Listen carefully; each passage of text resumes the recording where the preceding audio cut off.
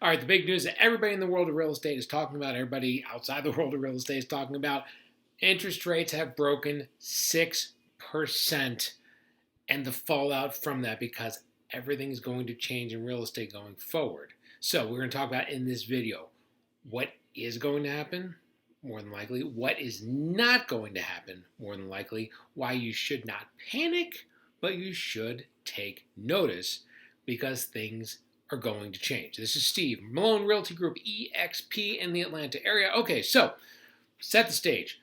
Earlier this week, interest rates, which have been going up and kind of backed off, but the trend this year has been a sharp uptick. Well, from I think late last week and the beginning part of this week, they shot up 3/4 of a point. They got past 6%. As of right now, we're seeing people at 6.25%. So we're at 6.25 already. So 6.25% as of this recording. So with us being past 6% now, everybody's talking about that was almost like an invisible line that if we cross that, that's where people are going to start kind of panicking a little bit. And that's where people are going to start freaking out a little bit. That's going to definitely have an impact on the market going forward. Okay, so everything we're going to talk about is from a national perspective, and we're going to talk about our local perspective here in the North Georgia area. Okay, so what is not going to happen, in my opinion, and we have talked about this all year. You can go back to all my videos, all my updates. We're going to repeat everything we keep talking about. We have very, very, very, very low inventory. Okay, we were up a little bit off the deck from where we were at the beginning part of the year. Where we were at the beginning part of the year was record low inventory. We're slightly above that now. We are above that, but it is slightly. All right, we're at 1.3 months of inventory here in the metro Atlanta area. Okay, some areas in the country are a little bit higher, a little bit lower, but on the whole, most homes right now, or most areas, I should say, have extremely, extremely, extremely low inventory. Okay, so I say all of that to say, like here in Atlanta, even if we triple the amount of homes that are on the market right now, if we triple the amount of homes, technically we'd be right around 4 months of inventory.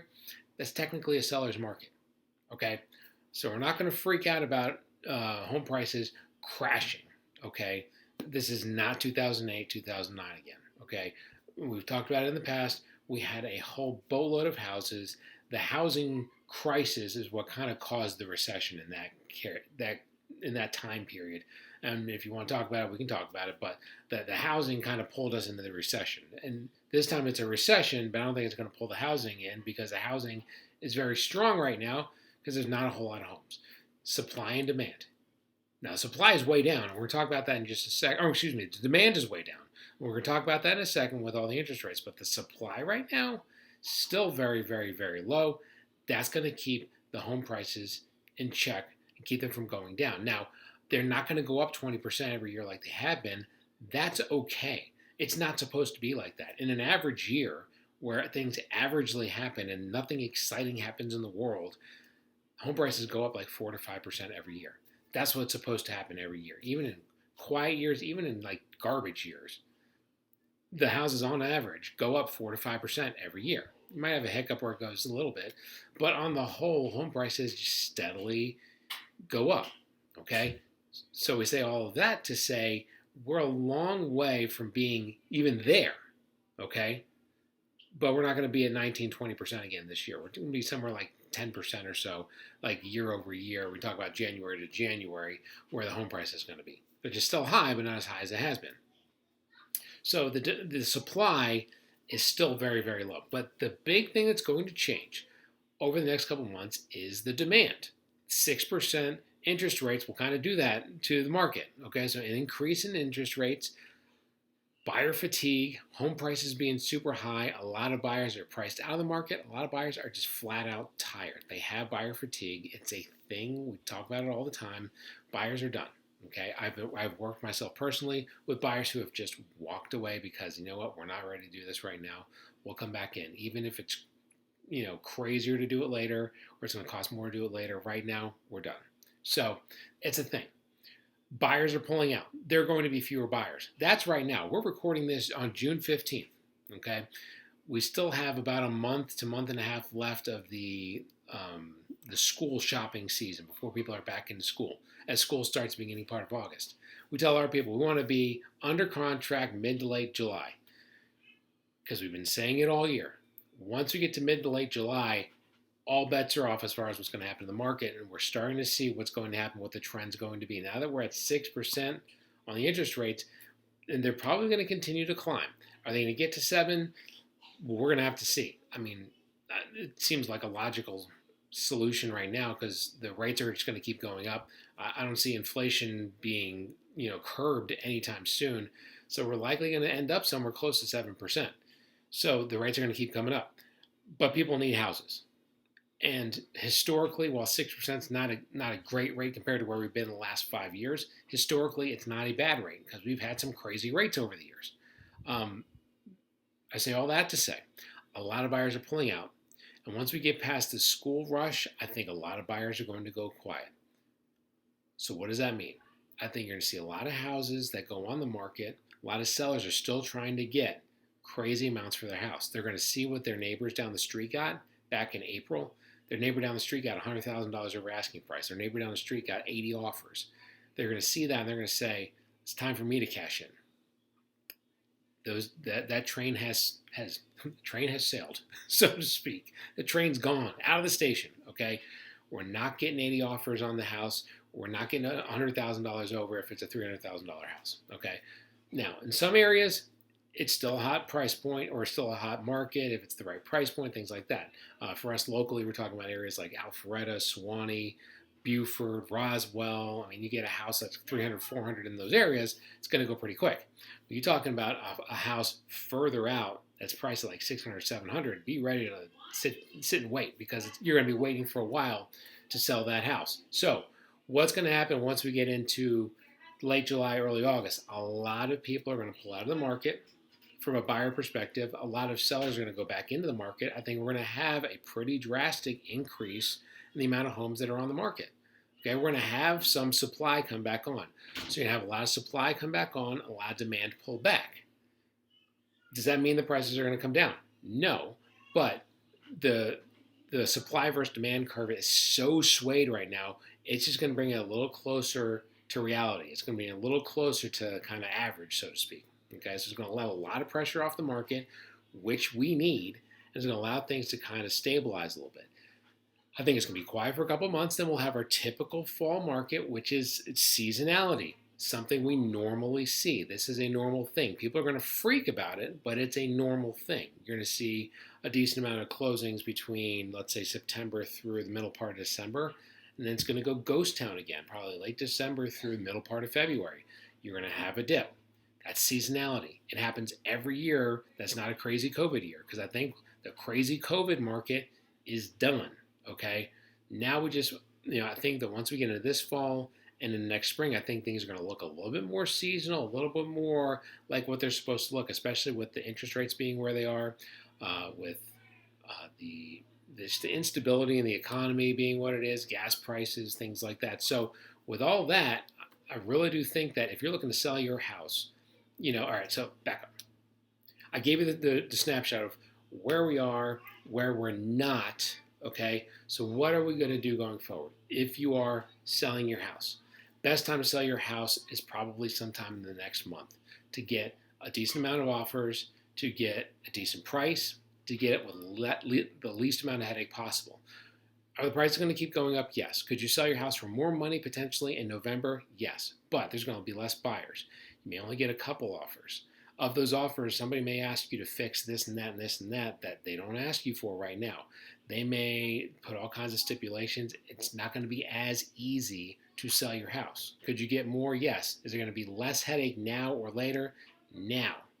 Great price, less headache, more offers. Put yourself in a better position if you list your house to sell sometime in the next month. Again, once we get past middle part of July, all bets are off. The kind of school being off season and summertime type season is coming to an end. Okay, so that's when things start to quiet down. So later part of July, it's really going to go quiet. If you want to sell your house this year, the next month is the best time.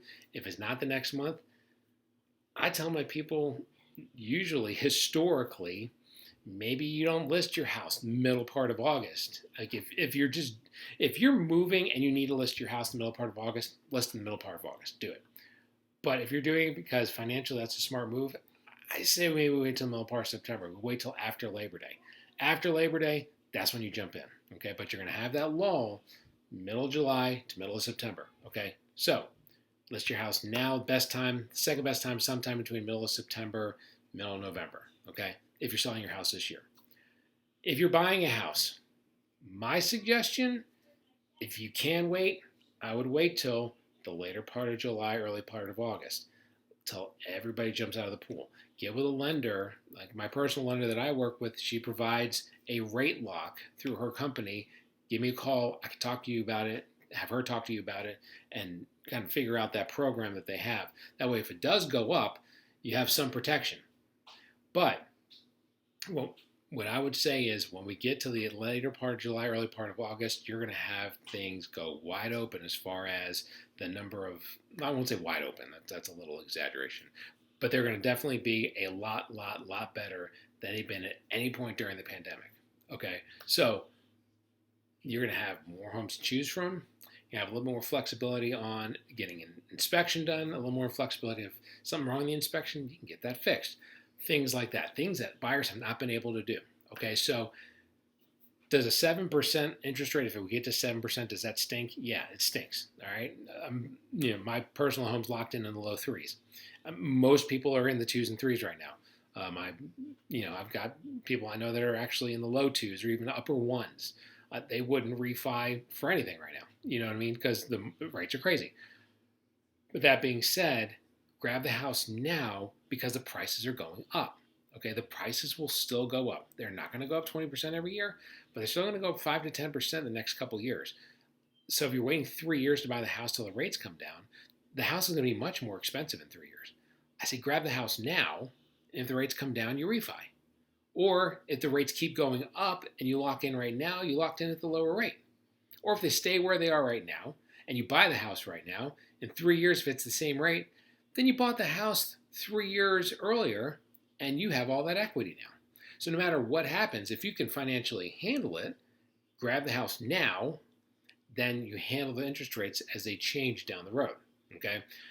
That's my thought. So again, if you're buying, maybe wait till the end of July, let's go shopping and get a deal. If you're selling, sell it now within the next month. We're mid-June, you gotta be on by that second week. What's July 4th? So Monday, that's the 7th. I always like to list on a Thursday. So July 14th, that's the last peak weekend to list your house. I think past that, that's when we kind of fall off the cliff a little bit as far as the number of showings you're going to get. Okay, so that's what it looks like to me. Could be completely wrong, but we've been talking about this all year. That we're going to have the bump in spring, which we did. We're going to have things start to taper off, which started a lot earlier than we expected. But now it started tapering off earlier. Then we had the bomb drop as far as a 6%. And then you're going to have the end of summer type, market starting. So I really think all three of those things combined, it's going to get quiet end of July. So if you're selling, the time is now. If you're buying, we're going to wait, but we're not going to panic because the market is still strong. The market is still the kind of market you want to buy into because the home prices will keep going up. Those are all of my 2 cents. They're worth just that. As my dad would say, those 2 cents and a token will get you right on the subway. So there you go. If you have any questions, let me know. Talk about this stuff every day. Talk about this stuff all day. 470-233-4409. Or you can email me. Emails below. Follow me on all the social stuff. I keep up with this every day. We talk about it every day. And if things change, and if I'm wrong, we'll be the first one to say, we were wrong, this is what happened, okay? Keep up with me. We'll be watching it. This is Steve, Malone Realty Group. Take care, bye. Hey, thanks for watching the video today. If you want more information on what's going on in the real estate market, take a look at some of these videos over here that we've posted, keeping up with what buying, selling, things that are going on in the North Georgia market. But if you want to keep up with everything that we post to our YouTube channel, be sure to subscribe to the YouTube channel down there, bottom right. That way you won't miss out on anything.